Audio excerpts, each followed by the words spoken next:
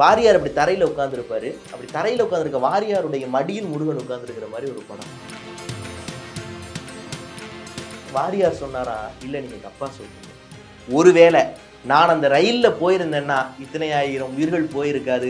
முருகன் என்னையும் சேர்த்து ரயிலையும் காப்பாத்திருப்பான். நான் போகாம விட்டதுதான் தப்பு அப்படின்னு. 63 நாயன்மார்களோடு சேர்த்து இவரை 64வது நாயன்மார்னு சொல்றாங்க. வாரியார் சொன்னது போலவே வாழ்ந்தார் என்பதை விட சொன்னதை போலவே மறைந்தார் என்பதுதான் மிகப்பெரிய ஆச்சரியம். தி டிவைன் தமிழ் நேயர்களுக்கு அன்பு வணக்கம். நான் உங்க நாராயண கோவிந்தன். இந்த இறை ஒளி நிகழ்ச்சி மூலமா உங்களை சந்திப்பதுல மிகப்பெரிய மகிழ்ச்சி. இன்னைக்கு ஒரு மிகப்பெரிய ஆன்மீக சொற்பொழிவாளரை பற்றி நம்ம சிந்திக்க போறோம். அவர் வேறு யாரும் இல்லை, அவர் தான் நம்முடைய கிருபானந்த வாரியார். அவரை வாரியார் அப்படின்னு சொல்றதை விட வாரியர்னு சொன்னா கரெக்டா இருக்கும் அப்படின்னு நினைக்கிறேன். இந்த வாரியார்கிட்ட ஒரு முறை கேட்குறாங்க, ஐயா நீங்க அரசியல் பேசுறீங்க, ஆன்மீகம் பேசுறீங்க, வேளாண்மை பேசுறீங்க, வரலாறு பேசுறீங்க, ஆன்மீகம் பேசுறீங்க, கேட்ட உடனே பேசுறீங்க, இது எப்படி உங்களுக்கு சாத்தியப்படுது அப்படின்னு கேட்குறாங்க. இன்னைக்கு வாரியார் சொன்னாரா, இந்த மூளை இருக்குல்ல அது ஒரு டேங்க் மாதிரி. ஒரு டேங்க் நிறைய தண்ணி இருந்தா எப்படி எந்த பைப்பை திறந்தாலும் தண்ணி வருமோ அது மாதிரி இந்த மூளை நிறைய செய்திகள் இருந்தா எதை கேட்டாலும் நம்மளால பேச முடியும் அப்படின்னா. அப்படி சொன்னது மட்டுமல்ல, வாரியார் உண்மையிலேயே அப்படி வாழ்ந்தவரும் கூட. ஏன்னா வாரியாருடைய வாழ்க்கையில் நிறைய சுவாரஸ்யமான சம்பவங்கள் நடந்திருக்கிறது. அவற்றில் ஒன்று ரெண்டை பற்றி சிந்திப்பதுதான் இன்றைய இந்த நிகழ்ச்சியினுடைய இந்த தொகுப்பினுடைய நோக்கம். ஒரு முறை வாரியார்கிட்ட கேட்குறாங்க, சாமி சைவத்துக்கும் அசைவத்துக்கும் என்ன வித்தியாசம் அப்படின்னு. இன்னும் வாரியார் சொன்னாரா, ரோட்ல ஒரு ஆட்டுக்குட்டி அடிபட்டு கிடக்கு. அந்த ஆட்டுக்குட்டியை பார்த்து உங்க கண்ணுல நீர் ஊர்னுச்சுன்னா அது சைவம், ஒருவேளை உங்க வாயில நீர் ஊர்னுச்சுன்னா அது அசைவம் அப்படின்னாராம். இப்படிப்பட்ட பதில்கள் கொஞ்சம் சிரிக்க வைக்கிறது, நிறைய சிந்திக்க வைக்கிறது. அதே போல ஒரு முறை வாரியார் மேடையில பேசி கொண்டிருக்கார். என்ன ஒரு சிறப்புன்னா, வாரியார் கேள்வி கேட்டு அதற்கு பதில் சொல்வதில் மிகப்பெரிய ஸ்பெஷலிஸ்ட். பொதுவாகவே மேடைகள் எப்படி இருக்கும் அப்படின்னா, மேடையில் ஒருத்தர் பேசிக்கிட்டு இருப்பாரு, கீழே இருக்கிறவங்க கேட்டுட்டு இருப்பாங்க. ஆனால் வாரியாருடைய மேடைகள் முற்றிலும் வேறுபட்டது. வாரியார் பேசுவார், கீழே இருக்கிறவங்க கேள்வி கேட்பாங்க, திருப்பி வாரியார் கேள்வி கேட்பாரு, கீழே இருக்கிறவங்க பதில் சொல்லுவாங்க. இப்படிப்பட்ட நடைமுறையை தமிழ்நாட்டில் பின்பற்றிய ஒரு பேச்சாளர்னா அது வாரியார் தான். ஒரு முறை வாரியார் என்ன பண்றாரு, பேசி கொண்டிருக்கிற போது எதிரில் ஒரு சின்ன பையன் உட்கார்ந்துருக்கிறான். அவனை எழுப்பி, தம்பி முருகனை பத்தி நான் ரொம்ப நேரமா பேசிட்டு இருக்கிறேன், முருகனுடைய அப்பா பேர் என்ன அப்படின்னு கேட்கிறாரு. அது சிவாஜி கணேசன் நடிச்ச திருவிளையாடல் படம் வந்திருந்த சமயம்.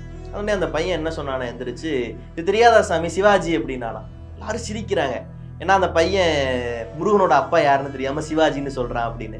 உடனே வாரியார் சொன்னாரா, எதுக்கு சிரிக்கிறீங்க, அந்த பையன் கரெக்டா தானே சொல்லி இருக்கிறான். ஏன்னா நேரு இருக்கிறாரு, அவரை மரியாதையா நேருஜிங்கிறோம். காந்தி இருக்கிறாரு, அவரை மரியாதையா காந்திஜிங்கிறோம். முருகனுடைய அப்பா சிவன் தானே, அதனாலதான் அவர் மரியாதையா என்ன சொல்றாரு, சிவாஜின்னு சொல்றாரு அப்படின்னாராம். இப்படி சொன்னது மக்கள் கொஞ்ச நேரம் சிரிக்கிறாங்க. அப்ப சின்ன குழந்தைகள் சொல்லுகிற பதிலுக்கு கூட மறுபடியும் ஒரு ப்ராப்பரான ரெஸ்பான்ஸ் கொடுக்கிறது. ஏன்னால் இந்த குணம் வெகு சிலரிடம் மட்டும்தான் இருப்பதை நம்மால் பார்க்க முடிகிறது. ஐயா பெரியாரை பற்றி பேசுகிற போது சொல்லுவாங்க, ஒரு சின்ன குழந்தை வந்தா கூட ஐயா பெரியார் எந்திரிச்சு வாங்கன்னு கூப்பிடுவாராம். இது போன்ற ஒரு குணம் வெகு சிலர்கிட்ட தான் இருக்கு. இன்னைக்கு நடக்கிற சிக்கல்களை எல்லாம் பார்க்கிறோம். திருப்பரங்குன்றம் மலை யாருக்கு சொந்தம் அப்படிங்கிற ஒரு கேள்வி இருக்கிறது. பொதுவாக பொதுமக்கள் யாரும் யாருக்கு சொந்தம்னு பேசல, அதை வைத்து ஆதாயம் அடைய வேண்டும் என்று நினைக்கிற சிலர் தான் அப்படி பேசுகிறார்கள். அது யாருக்கு சொந்தமானது? மலையின் மீது பள்ளிவாசல் இருக்கிறது, மலையின் கீழே நம்முடைய முருகன் இருக்கிறார், அது ஒரு படை வீடாக இருக்கிறது. இது யாருக்கு சொந்தம்? இந்த கேள்வி ரொம்ப நாளா இருக்கு. இப்ப வாரியார்கிட்ட கேட்கிறாங்க, இந்த மலை யாருக்கு சொந்தம்? இது திருப்பரங்குன்றமே இல்லையே, சிக்கந்தர் மலைன்னு சொல்றாங்களே, ஏன் நீங்க என்ன நினைக்கிறீங்க அப்படின்னு கேட்குறாங்க. வாரியார் சொன்னாரா, கரெக்டா தானே சொல்றாங்க அப்படின்னு. அது எப்படி கரெக்டா சொல்றாங்க? மலைக்கு கீழே இருக்கிறது யாரு? கந்தன். கந்தனுடைய அப்பா யாரு? சிவன். அப்ப சி அவனுடைய பேர் என்ன? முருகன். முருகனுடைய அப்பா பேரு சிவன். அப்ப அவனுடைய பேர் என்ன? எஸ் கந்தன். அப்ப சிக்கந்தர். கரெக்டா தானேங்க சொல்றாங்க. அப்ப முருகனும் அந்த மலையில் இருக்கிறான், பள்ளிவாசலும் அந்த மலையில் இருக்கிறது, எல்லோரும் போய் வழிபடுங்கள். இதுல என்ன சிக்கல் இருக்கிறது? அது சிக்கந்தர் மலையாக இருந்தால் என்ன, சி கந்தர் மலையாக இருந்தால் என்ன? அப்ப பாருங்க, வெகுஜனத்தினுடைய சிந்தனையை, மக்களுடைய பார்வையை பிரதிபலிக்கிற ஒரு பேச்சாக வாரியாருடைய பேச்சு இருந்தது இல்லையா? இது மட்டும் இல்லை, இது போல எத்தனையோ சுவாரஸ்யமான நிகழ்வுகள் வாரியாருடைய வாழ்க்கையில நடந்திருக்கு. அவர் முருகன் மீது அபரிமிதமான பக்தி கொண்டவர். எந்த நேரமும் முருகனை பற்றியே நினைத்து கொண்டிருந்தவர். தான் பேசி வந்த வருவாயெல்லாம் சேர்த்து முருகனுக்கு கோயில் கட்டியவர் வாரியார் இல்லையா? அவ்வளவு பக்தி முருகன் மீது. நீங்க பாருங்க, தமிழ்நாட்டில் எந்த பேச்சாளருக்கும் இல்லாத ஒரு சிறப்பு வாரியாருக்கு உண்டு. என்னன்னா 63 நாயன்மார்களோடு சேர்த்து இவரை 64வது நாயன்மார்னு சொல்றாங்க. இன்னும் ஒன்று கவனிச்சு பார்த்தீங்கன்னா தெரியும், வாரியார் அப்படி தரையில உட்கார்ந்துருப்பாரு. அப்படி தரையில உட்கார்ந்துருக்க வாரியாருடைய மடியில் முருகன் உட்கார்ந்துருக்கிற மாதிரி ஒரு படம். வேறு எந்த பேச்சாளருக்காவது, இப்ப சிவனை பற்றி பெருமையாக பேசுகிற பேச்சாளர் நிறைய பேர் இருக்கிறாங்க, சிவனை மடியில வச்சிருக்கிற மாதிரி ஒரு படம் இருக்கா? முருகனை யாருக்குமே அப்படி இருக்காது. அப்படி போட்டாலும் யாரும் ஏத்துக்க மாட்டாங்க. ஆனால் இன்றைக்கும் வாரியாருடைய மடியில முருகன் இருக்கிற மாதிரி ஒரு படத்தை ஏத்துக்கிறாங்கல்ல. என்ன காரணம் அப்படின்னா, வாரியார் முருகனை நேசிச்சார்.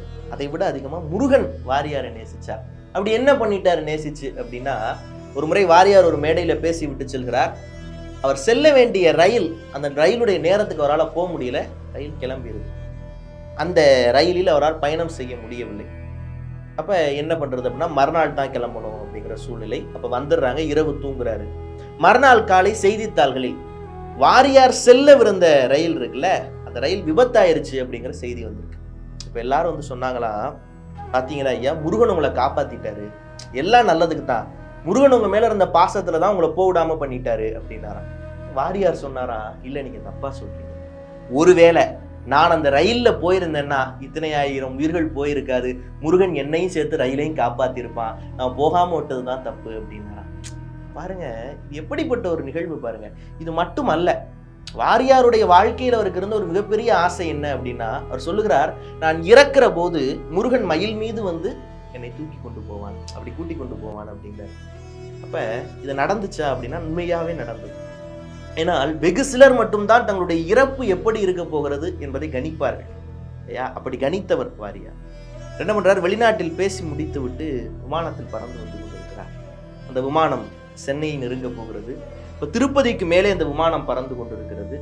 சில விமானங்களில் சிறப்பான வரலாற்று சிறப்பு மிக்க அல்லது இது போன்ற சுற்றுலா தலங்கள் வருகிற போது அறிவிக்கிற வழக்கம் உண்டு. இப்போ திருப்பதி மலை மீது பறந்து வருகிற போது விமானம் திருப்பதிக்கு மேல் இத்தனை ஆயிரம் மைல் தூரத்தில் பறந்து கொண்டிருக்கிறது என்ற அறிவிப்பு வருகிறது. மக்கள் எல்லாம் கீழே பார்க்கிறார். இப்போ வாரியார் திறந்து பார்க்கிறார். அதற்கு அடுத்த சில நொடிகளில் அங்கு நம்முடைய திருத்தணி மலை வருகிறது. அந்த திருத்தணி மலையை பார்த்தபடி வாரியார் சுவாமிகள் முருகனை வேண்டுகிறார். வேண்டியபடியே அவருடைய உயிர் பிரிகிறது. அவர் நினைத்தது போலவே முருகனை சிந்தித்துக் கொண்டிருக்கிற போது, திருத்தணி மலைக்கு மீது பறந்து கொண்டிருக்கிற போது அவருடைய உயிர் பிரிந்தது. இங்கு சென்னையில் விமானம் தரையிறக்கப்பட்ட போது அவர் இறந்த நிலையில் தான் இங்கு தரையிறக்கப்பட்டார். பாருங்க, ஒரு பேச்சாளன் என்பவன் வெறும் பேச்சாளன் மட்டுமல்ல, பேசியதைப் போலவே வாழணும். ஏன்னா இன்றைக்கு எத்தனையோ பேச்சாளர்கள் அவருடைய சமகாலத்தில் வாழ்ந்தவர்கள் இருக்கிறார். எல்லார பத்தி நம்ம சிந்திக்கிறோமா அப்படின்னா இல்லை. ஏன் வாரியாரை பற்றி மட்டும் நாம் சிந்திக்கிறோம் அப்படின்னா, வாரியார் ஒரு பேச்சாளர் அல்ல, ஒரு ஆன்மீகவாதின்னு சொல்றதா, ஒரு பேச்சாளர்னு சொல்றதா, எப்படி சொல்றதுன்னே தெரியல. ஏன்னால் அவர் இருந்த துறைகளில் எல்லாம் ஒரு ஸ்காலரா இருந்தார்.